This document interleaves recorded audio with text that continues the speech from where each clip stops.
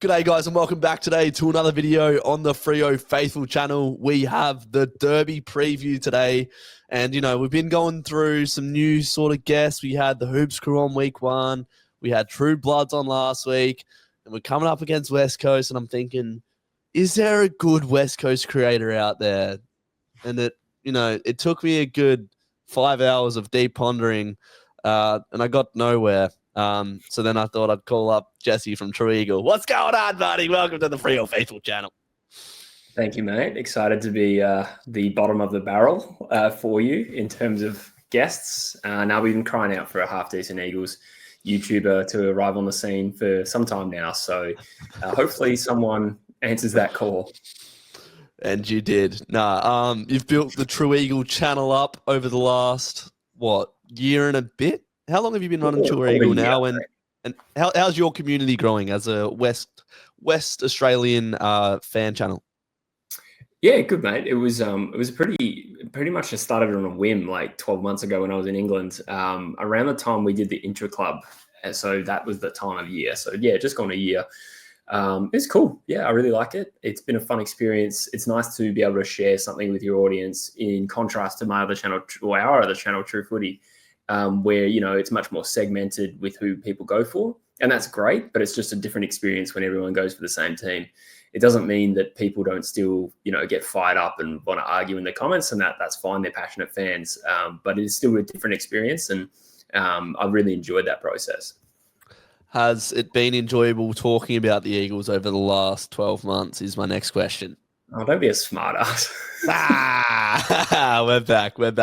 No, I think there's a lot of optimism coming out of last week, Jesse. I can't really think of too many teams that have gone up to the Gabba and really given the Brisbane Lions a run for their money. Weirdly, I think it's just because I go for the underdogs, but just watching the Eagles on the weekend, I was just like, give them a good shake, and you did. Liam Ryan, I thought, was superb. Liam Baker came into that side and looked really good in your midfield. Tim Kelly was impressive. What did you take out of the Eagles versus Brisbane game? It shows how far we've fallen that you started barracking for us as an underdog. Come on, get a goal. Come on. To go back to the other question, which was has it been fun talking about the Eagles? Honestly, it has been really fun when it goes well. Some of the wins West Coast have had over the last year have been outstanding, including the Derby. Just had to get that in there. But then there has been a lot of disappointment. We went on a 12-game losing streak or something last year where it was just really bleak. But I suppose part of this is being able to say that we, started the channel in this community when it was really bad and building through that period is part of the fun. As for last week, it was stark contrast to round 1 where we got pants by Gold Coast and everything looked like the end of the world. And media was coming for us. We were coming for the players and the club, and it was just very bleak.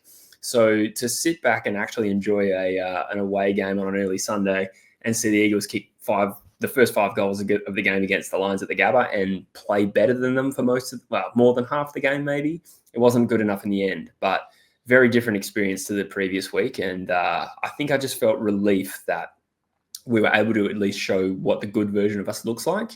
It really can come undone if we're not able to produce that more consistently than last year, but you got to give them a tick for a great effort. So what went well for you guys? So watching that sort of first half in particular, your centre bounce game was unreal.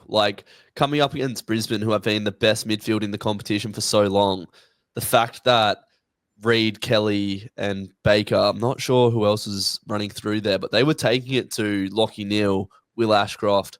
I'm not sure if Dunkley was playing. Was Dunkley playing?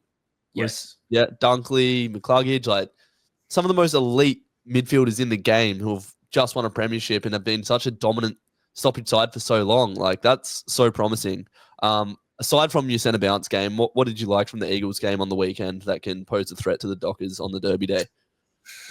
Oh, the centre bounce game, as you highlighted there, was really good. I'll shout out Clay Hall. He got 7 clearances as a late in, and he played 6 games.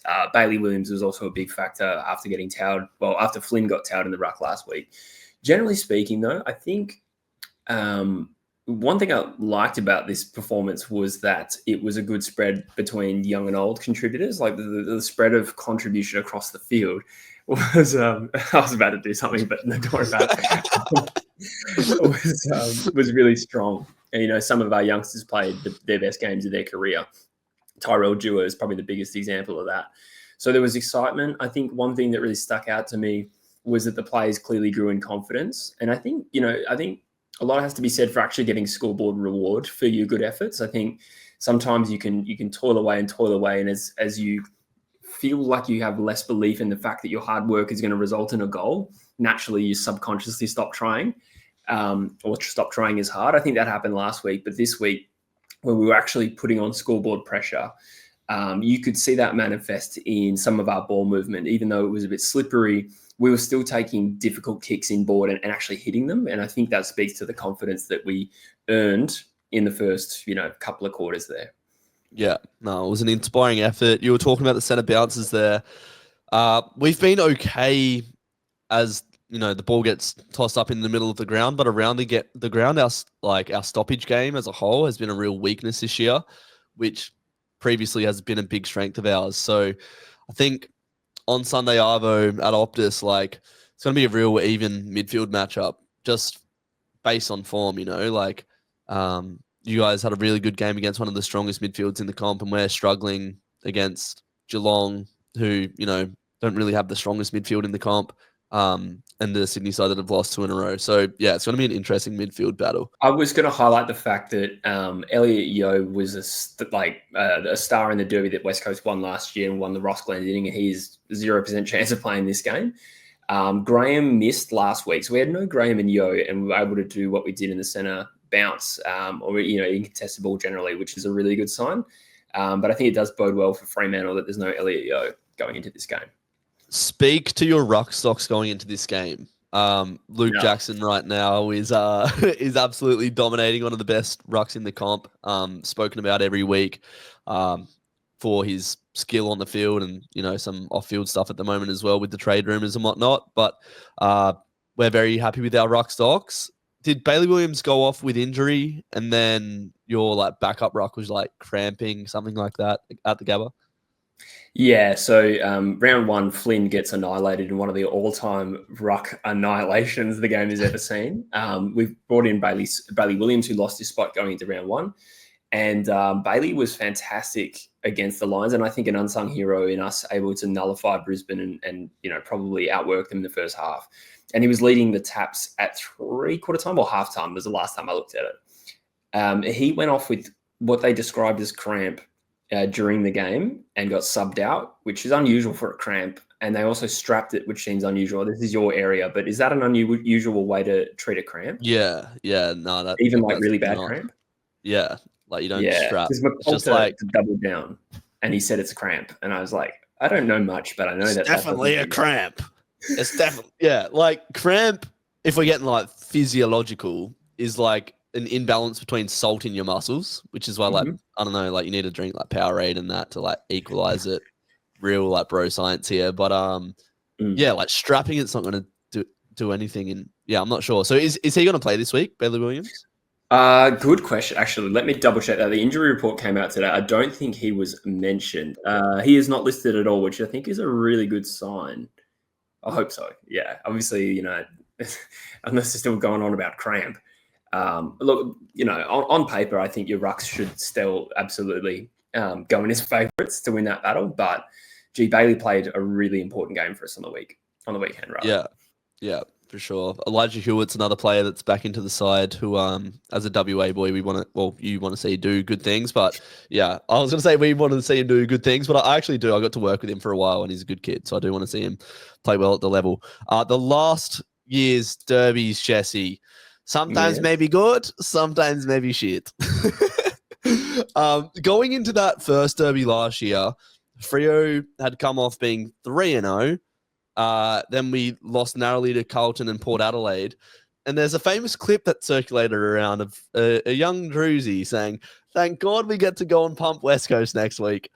And then we lose by 55 points or whatever it was. I think at that time, West Coast were properly in the gutter. But if we've learned one thing from Aussie football in the last year and a half, it's that the competition's so tight now. And if you're slightly off your game and a side that, maybe doesn't get as many wins like West Coast or North Melbourne can smell blood and they have that confidence and it does click for them on the day, they can put you to the sword. So even though West Coast don't have massive aspirations for finals or anything this year, and Freo do, it doesn't feel like this game is a gimme. Like I haven't looked at the odds. I'm not a betting man, but like it wouldn't actually be a bad bet to back West Coast this week, especially being a home derby. How do you see your chances going into this derby? Oh, look, had we not played like we did against Brisbane, I would have given us no chance. At least when we beat Fremantle last year, we had beaten Richmond the week before. So, and while that wasn't, a really convincing, well, it was a convincing win, but not, Richmond was going through what they were going through with it from an injury point of view. So at least we had that. So had we just been annihilated again, I don't think I would have given us too much of a chance, particularly with no Yo. And Waterman, according to the injury update, is a test for this game, and he was also a big factor and probably one of our best players, probably top 2. So he's a chance to play. Look, I think with the spirit West Coast played with last week, they could absolutely – I think there's a chance they could beat Fremantle. If I'm a betting man, I'm probably not going to bet on that. Also, the travel coming back and how tired West Coast looked is another factor to consider with a lot of players cramping, if you know what I mean. So – look, I think if West Coast plays like that again, Fremantle will have a lot to think about. I'm not going to say that Fremantle will lose, but yeah, I think I have to give West Coast a slight chance. But geez, that could be my famous last words. Well, you were talking about how you guys looked fatigued towards the end of the game.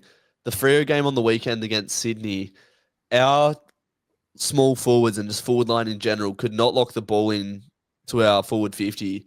It was basically just end to end the whole game, just turnover. And it looked like a slow game because we were so fatigued. It wasn't really as a high stoppage game. It was 35 degrees. So we didn't really get to display that fitness either.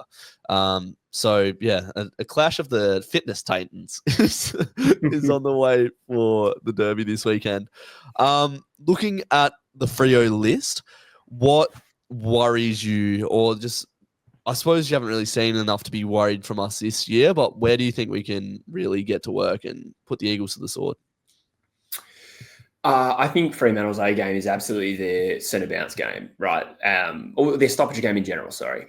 They are, I think that was statistically the best stoppage team by a distance last year. Last year, we were the best clearance team for a while. That's right. Okay. But we don't have Hayden Young. We don't have our midfield mix right at the moment. Sarong's been playing a lot of deep forward, which I'm not too sure about. We haven't got that midfield how we had it when it was humming. Gotcha. As I think Fremantle's strengths are pretty well spread out, though. The next thing I go to, in addition to the ruck situation, but a big factor in the last derby that we played was Josh Tracy, having an explosive quarter. And I think, McGovern and Harry Edwards are good players. Harry has actually had a pretty good year so far. So from a talent point of view, that's not too bad. But Tracy has the talent to be very hard to stop, even for good defenders. So that's one element as well that makes me a little bit nervous. He's a great player that's difficult to shut down. And Fremantle's defensive game is also really strong. So I'd say Fremantle's fairly well-rounded. And I think contested ball and clearance is probably our biggest, it's probably the biggest predictor of how well we're going to play. So if Fremantle are able to execute what they do best, then they've gone a long way to winning this game already. See, I've sort of gone a bit pessimistic. I'm trying to stay optimistic about the season as a whole, but some of the things that you're mentioning there, contested ball and clearance, that has been our one wood for a couple years, defense and contest, just classic footy, I don't know, jargon that gets thrown around, I suppose. But we haven't been good at that. And you beat the best midfield in the competition last week at those things. So as an Eagles fan, I would have confidence in those areas. Josh Tracy had a great game last week against Sydney. He competes every week, so I would be worried about the big kahuna. I think he could easily kick another big bag in a quarter. And our defensive game, it's solid when our entire team defends, and that speaks up the ground with the forwards, not being easy to move the ball against in transition. So yeah, we've got a lot of room to improve, to work to becoming the best team that we can be, because we're far from it at the moment. I'm not sure if you've watched it. Yeah, go ahead with what you're saying, but yeah, the Dockers haven't won. Our last win was against West Coast last year, which was Wow. I think that was in July of last year. So we lost our Yeah. last 4. So we've lost 6 in a row. So we've really lost our identity. Wow. And Okay. yeah, Interesting. I was just going to like nitpick a little bit just on the fact that West Coast by the end of the game against Brisbane were overrun in all those midfield stats. So I think that's good. relevant because, it's going to require a good 4-quarter effort. And I wouldn't say we're incapable of that. Like we have played well randomly. There's always that possibility, but on available data and evidence, it seems like a bridge too far for me that we're going to beat Fremantle's midfield for 4 quarters. And if Fremantle gets, even if we play really well for 3 quarters and Fremantle overrun us at the end, that's probably going to be enough to win the game. So yeah, I think for me, we have one of the worst on paper midfields. It's probably the worst on paper midfield in the competition, even with Elliot Yeo in the team. But it just comes down to West Coast going to play with that freak spirit like they did last week. You think, well, they could probably back it up. It's a derby, but we're not so far removed from that 2023 derby where West Coast were 10 points up at quarter time and lost by 101. Yeah. So it's not a given just because this derby will show up. You can tell that I've been burned by recent experiences here, but the glimmer is small. The glimmer. I think we have both been burnt by recent experiences. Like we lost the last Eagles home derby. We haven't won in 6 games. Like it's actually crazy to think.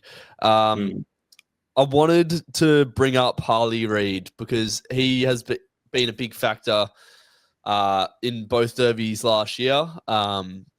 Really broke the game apart in that first derby, pretty much announced himself to the league last year in that first derby. And then last year, just really chirpy as he is to every team. As a whole right now, without sort of alluding to the derby, I just want to get your take on Harley Reid as a West Coast Eagles player, how he's carrying himself, and just the general vibe that an Eagle fan has about Harley Reid right now. How he's carrying himself, I give him a bit of a leash, like a bit of a loose leash, rather. Long leash, what I'm trying to say. Short leash. Short, but loose, so it could fall off easily. True Eagle, ladies and gentlemen. Look, if he's been a bit of a flog and getting stuck into players and stuff, like I don't mind that as long as it doesn't interfere with football. So I'll give you an example of when it did interfere on the weekend. Was when West Coast were a couple of goals behind, game was still on the line, and we were charging forward and we were getting some overlap. And he wins a free kick on the wing, and we needed to move the ball quickly. And instead of going to pick up the ball, Harley goes and shoves the player who gave away the free kick. And then he went back and soaked up time, and then the field had completely set up. So I'm sure there's probably more than one example of that. I think that having said that, I am defensive of Harley. I think there has been a bit of an alienation of Harley amongst his own fans at the moment. Look, and some people just don't like the bravado. Like it's kind of an Australian culture. Yeah, tall poppy. Like that. That's a royal we. Like that's not me, but those types of characters don't get handled well by people. But you know what I think, man? Like all these rumors about Harley leaving that have been generated off probably quotes, 6 months ago that, are probably not off anything new that the media has realized will get clicks and engagement. I think that has led to an alienation of Harley. Like I feel like some Eagles fans are separating him from the club for that reason because they're scared. Well, whatever you call it, they sense he's going to leave, but it's all been a narrative that's been generated out of nowhere. And he may want to leave. I just don't think that the swirl, the media swirl, is a reliable indicator of that right now. So as a result, I think West Coast fans are turning on him too much. Like I said, if anyone doesn't like him, being a dickhead, giving away frees, like fair enough, have your say. But it's a weird one. It almost feels at times people talk about him like he's not one of our players. And I don't think I've really seen that with a player. Maybe since Cuz when he went off the rails, but that's about it. Yeah. No, it does feel like he's on the verge of losing the fan base. And I can't really remember a player in the AFL like sort of being hated by their own. Not that he's hated, but he's rubbing a lot of Eagles fans up the wrong way at the moment. Have you liked his game in the last sort of like back end of last year and early this year? Like, have you liked what you've seen? Yeah, from the perspective that he's a kid, and I think that he's a victim of his own expectations, his own standards. So because he had an amazing breakout couple of games, where it comes back to, I actually read a really interesting post on Big Footy about this. Harley, for the first 11 rounds last year, was going real well. There was a game against Adelaide where he won 7 free kicks, gave away 2, right? And he had a ledger of 26 free kicks for and 17 against. The next week we play St Kilda. He has 13 possessions in a quarter. Ross Lyon sends Marcus Windhager to him. From that point, and this is not my work, I read this. I can't remember what the exact numbers are, but from that point when he got tagged and got frustrated, he got suspended in that game. But the amount of free kicks that he started getting went way down, and the amount of free kicks he was giving away went up. Now, some of that is he's getting caught holding the ball. Sometimes he's doing dumb shit. But long story short, I think a little bit, to be honest, that I don't think the umpires like him. And I think he is getting, tagged pretty heavily. I think he's getting, whacks off the ball. I think that's building frustration. I don't think the umpires are willing to pay free kicks that they might have in the first 11 rounds. And I think he's doing it real tough right now. And I think that the sooner we can get him feeling good about his footy and feeling happy and supported, the better. It's tough when, Graham and Yo didn't play last weekend. And, the younger players played better than Harley in that game. So let's be fair. But we need that support around Harley. And most of his best games last year were with other senior players playing well. So on his performance, I'm not too concerned. There's still flashes of brilliance there. And these big power athletes take time to cap off a very long answer. Yeah, there's a lot of narrative around, does he work hard? Has he trained hard over the off season? I can't remember in my time of watching football so much being made. The fact that we've just spent, 5, 6, 7 minutes talking about one player who's played less than 25 games of AFL footy. It's actually crazy, the narrative around this kid. I think he's great for WA footy, but I just hope that all the scrutiny doesn't, paint West Australian footy in a bad light. But a lot of the narrative comes over from the Vic state, or the eastern states as well, Victoria in general, or in particular, saying he wants to come home, that he never wanted to, it's a big kerfuffle. But Harley Reid, he's a hard player to play against in derbies. He's made for games like that, I feel like. And we're going to need to shut him down. We're going to need to shut Liam Baker down because he had a great game. The game's going to be won in the midfield. If we can get back to our best around stoppages, I think we should be right. Give us a prediction. How do you think this game's going to go? Who do you think is going to win? Give us a score prediction and your best on ground. Oh, I will say that I think West Coast will come to play, and I just don't think it will be enough. I'll be surprised. I've said this so many times, man. I'll be surprised if we don't come out and play well. I think we've got some confidence now and some belief, and I think they will see this as a big game, naturally. Couple of senior boys back will help. Home crowd. Mind you, like I said, the home crowd, we had the home crowd in the game, we lost by 100 points. But yeah, I guess to get back to the prediction, I'll say we start well. We're in the game for 2.5 quarters. Fremantle win by 28 points. And, this is a boring tip, but I'll say Sarong for the Glendinning. Alan, sorry. Glendinning and True Eagle. I think Sarong's been out of form, so I'm going to say the Dockers win. I do think West Coast could get out to an early lead. I reckon it could be close. We do struggle to win close games. I'm actually finding it hard to say the Dockers are going to win here, and it feels crazy, but we haven't won since July of 2024. But I'm going to tip us to win, obviously, in this game. The Dockers get the win. I think it's going to be close, though. I reckon we only win by a couple goals, maybe 10 points, something like that, and it goes right down to the wire. And Josh Tracy is best on ground, gets the Glendinning Allen medal. There we go. Did he win it last time? I think Sarong won it, even though Tracy was outstanding. I can't remember. I got a feeling he didn't win it, though, so it's not a bad tip. So, yeah, Caleb Sarong won it last year, and Elliot Yeo won it round 1. So, Sarong has won it 3 times already in his career. That's which is right. kind of Yeah. crazy. Shit. So I'm tipping him for 4, which is probably the record if it's not already. Well, we need to see him get back into form, so it would be great to see. I think the record is 3, 3 of the medals. Well, I Shannon think as a Hurn matchup won goes, 3. West Coast will be an easy game for him in terms of like stoppage craft. That's our weakness. So this is a good game for him to get back into form. Do you have a tagger that can go with him? I don't think we really use a tagger at the moment, to be honest. Neither. We don't have enough midfielders. Yeah. Look, I don't know. The thing is, I don't know if you really need to tag those real in and under first to the footy type mids. Not underselling his ability is just it's pretty hard to do that. Well, James Jordan's done it to Lockie Neal a couple of weeks ago. Kept him to 10 touches and Sarong. So yeah, if you get the right tagger that can do the job.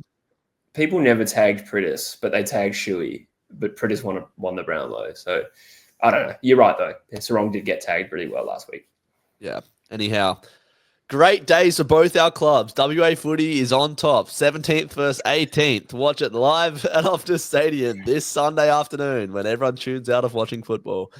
Both of us in this preview were like, oh, I could see you guys winning it. Literally. It's a weird feel going into this derby, and the loser will be on the bottom of the ladder at the end of the round. So West Coast could, maybe we can hit you with our theme song. We'll roll them in, we'll rock them, and we'll send you to the bottom. Football banter. Poetic. Yeah. It's a song. It's a Dockers theme song. All right, we need to snap out of this friendly character. Thank you for joining me, Jesse. I'd say go and watch the True Eagle channel. If they lose, you can go and laugh at him over there. If they win, all the Eagles fans can come and laugh at me on Freo Faithful. Thanks for joining me, Jesse. Anytime, my friend, and may the worst team win. Because I don't know if I want to win anymore. Okay. All right, we'll see you in the next video. Thanks for watching.